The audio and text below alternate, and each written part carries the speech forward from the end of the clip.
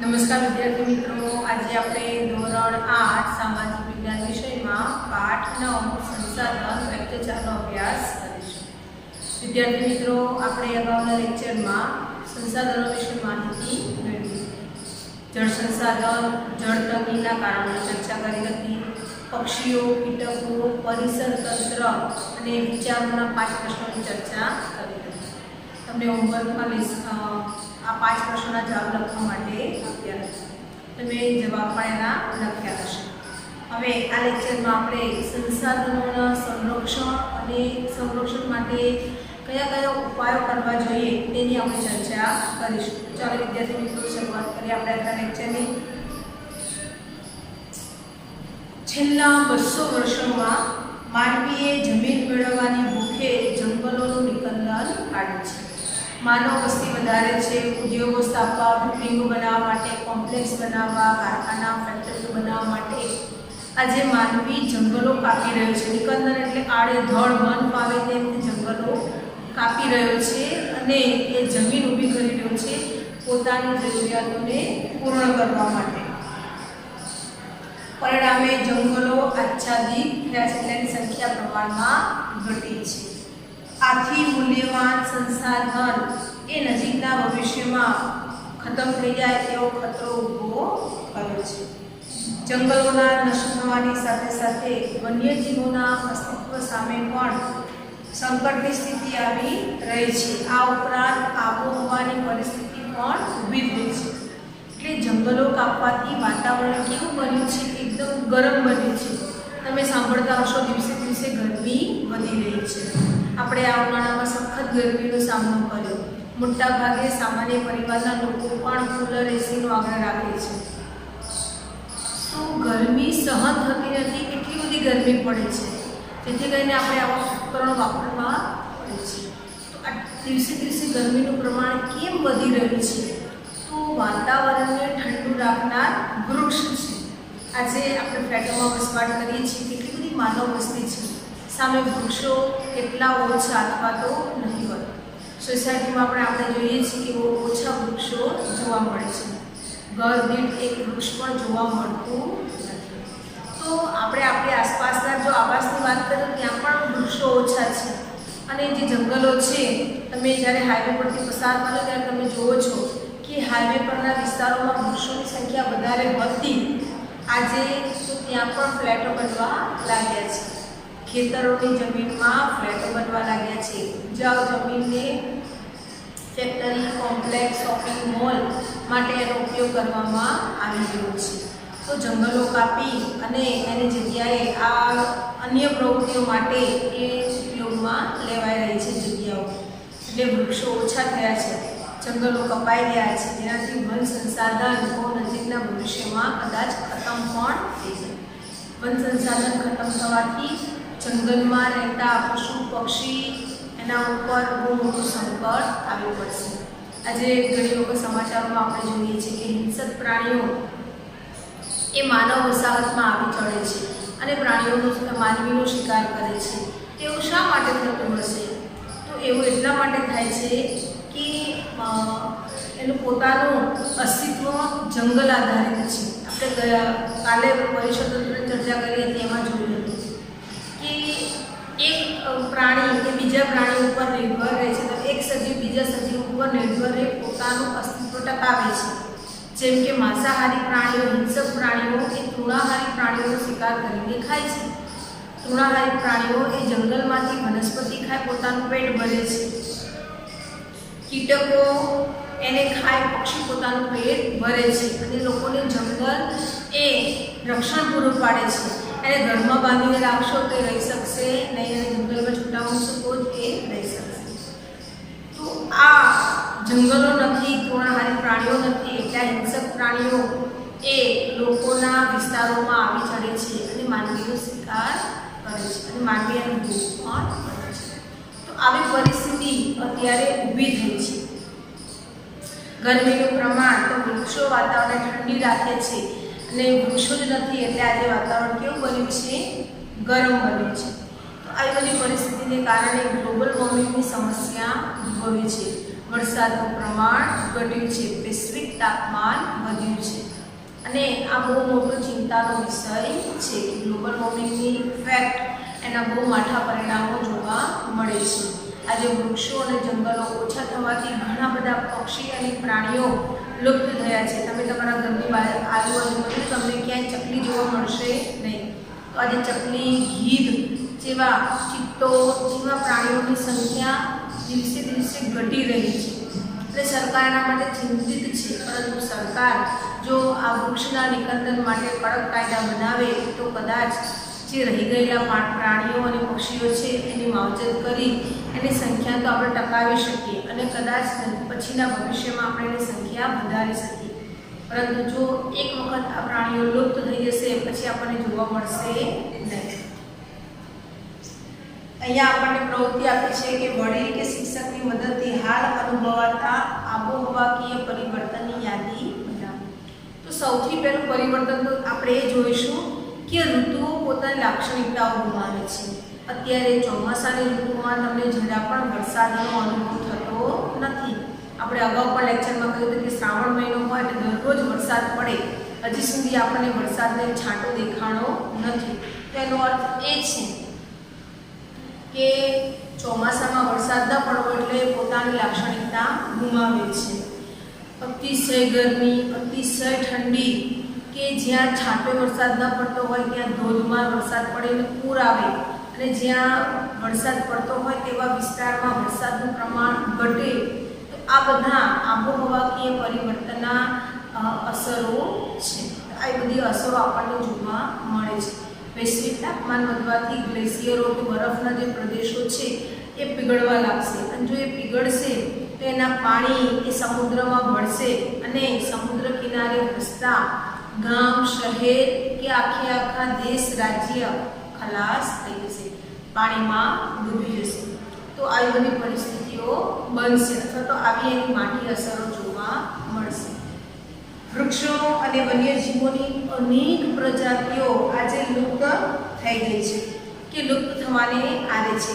અમુક લુપ્ત થઈ ગઈ છે અને અમુક એ કિનારે આવીને બેસી છે કે બહુ ઓછી સંખ્યા છે, કદાચ નજીકના ભવિષ્યમાં લુપ્ત પણ થઈ જાય. આ સ્થિતિ મોટે ભાગે કુદરતમાં માનવીય હસ્તક્ષેપનું પરિણામ છે. આ પરિસ્થિતિ ક્યારે ઊભી થાય? તો માનવી એ કુદરતના જે સંચાલક તંત્ર છે એમાં હસ્તક્ષેપ કરે છે ત્યારે આ પરિસ્થિતિ ઊભી થાય છે. શિંગડા, દાંત, ચામડું, ખાલ, હાડકાં વગેરે મેળવવાની લાલસા અને બેફામ શિકારીઓ એ જંગલોમાં વન્યજીવોની સંખ્યામાં ભારે ઘટાડો કરે છે.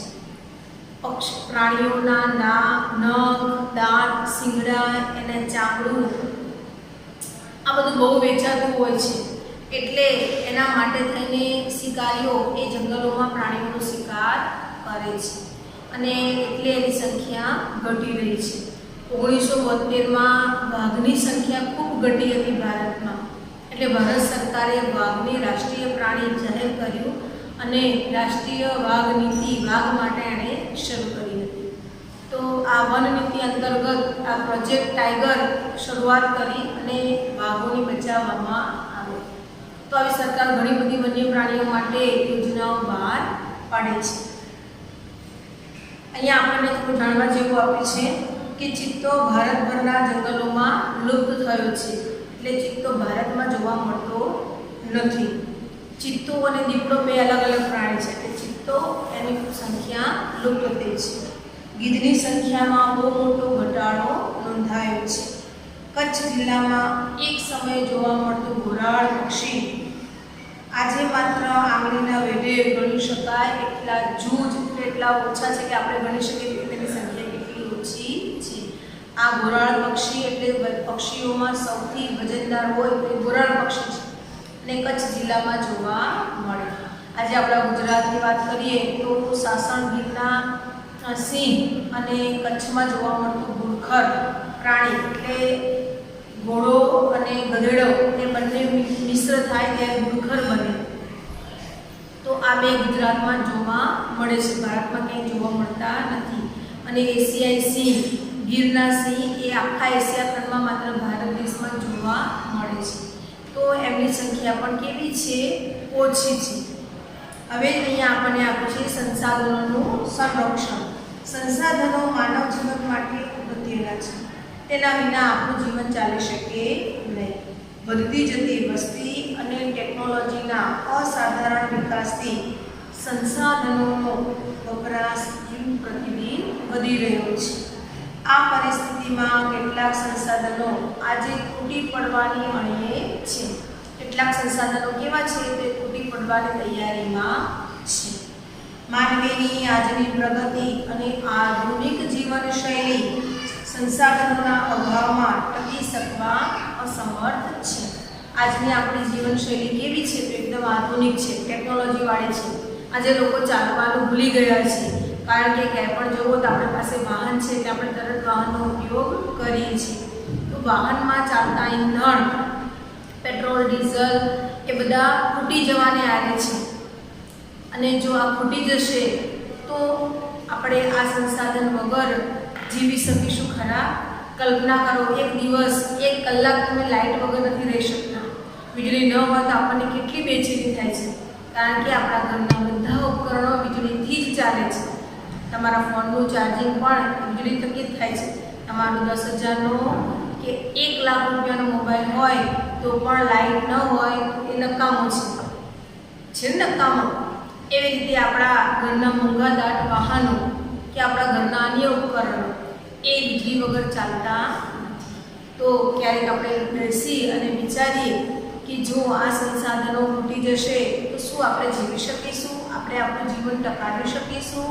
તો આપણે આપણું જીવન ટકાવી શકવામાં બહુ અસમર્થ બનીશું. આજે ભવિષ્યની સ્થિતિ અંગે વિચારવું જોઈએ. સંસાધનોનો આયોજનપૂર્વક અને કરકસરપૂર્વક ઉપયોગ કરવો જોઈએ. ભવિષ્ય માટે વિચારવું જોઈએ અને સંસાધનોનો જે ઉપયોગ છે એને મર્યાદિત અને સમજી વિચારીને કરવો જોઈએ. એવું નથી કે વીજળીનો ઉપયોગ બંધ કરી દઈએ, પેટ્રોલ ડીઝલનો ઉપયોગ બંધ કરી દઈએ.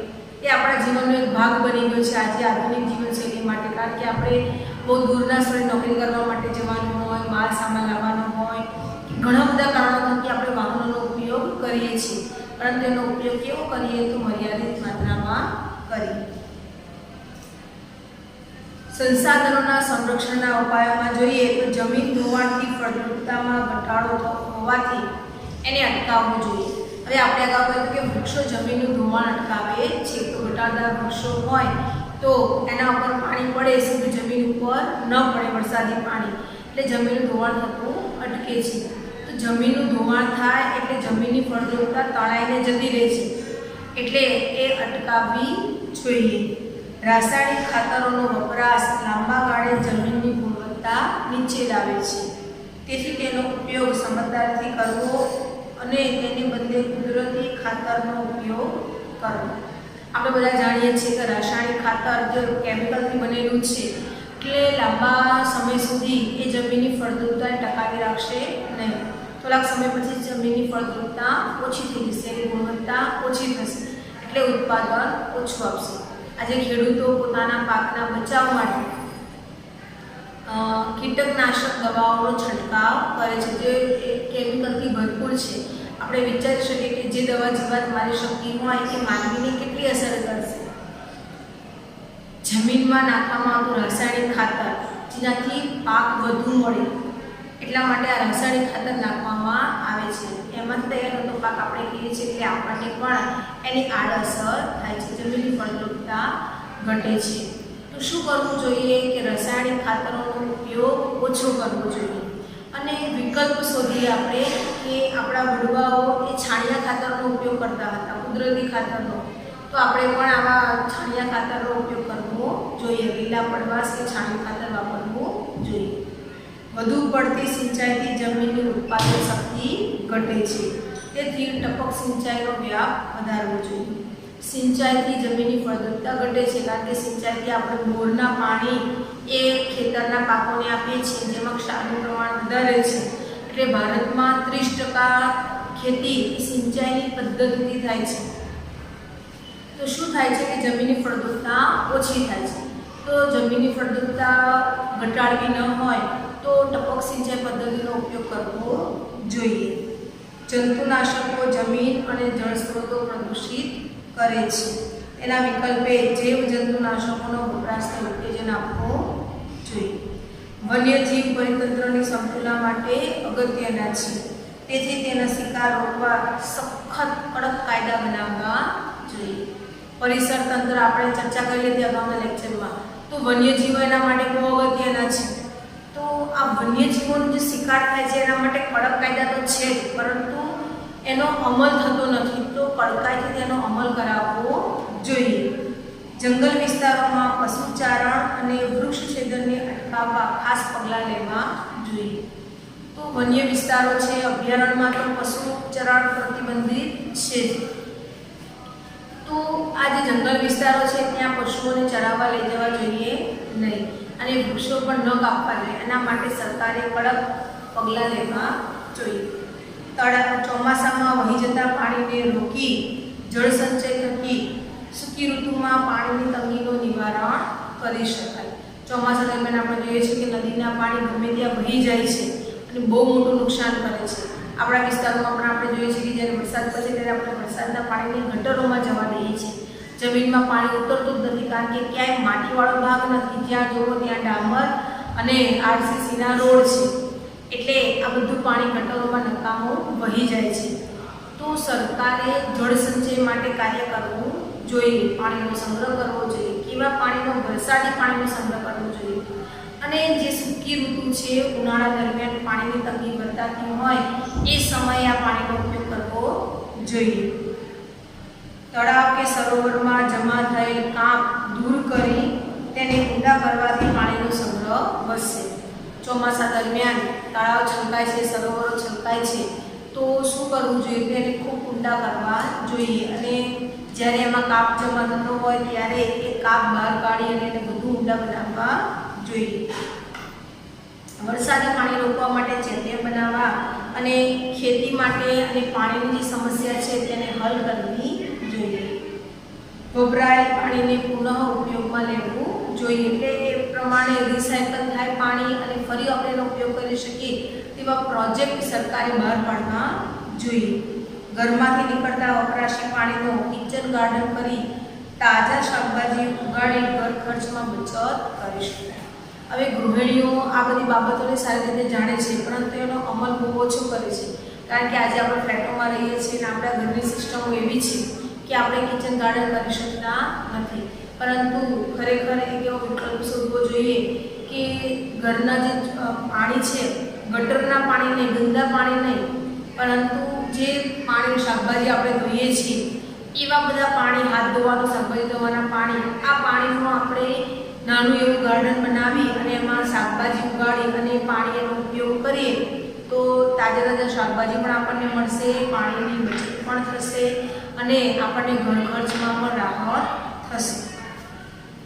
ઉર્જા આપતા સંસાધનો ભવિષ્યમાં ખૂટી પડશે ત્યારે વિકલ્પોમાં સૂર્ય ઉર્જા, પવન ઉર્જા, ભરતી શક્તિ વગેરે વિકલ્પો અત્યારથી વિચારવા જોઈએ. સરકારે તો વિચાર્યા છે, પરંતુ આપણે બહુ ઓછો એને આપણા જીવનમાં ઉપયોગ કરીએ છીએ.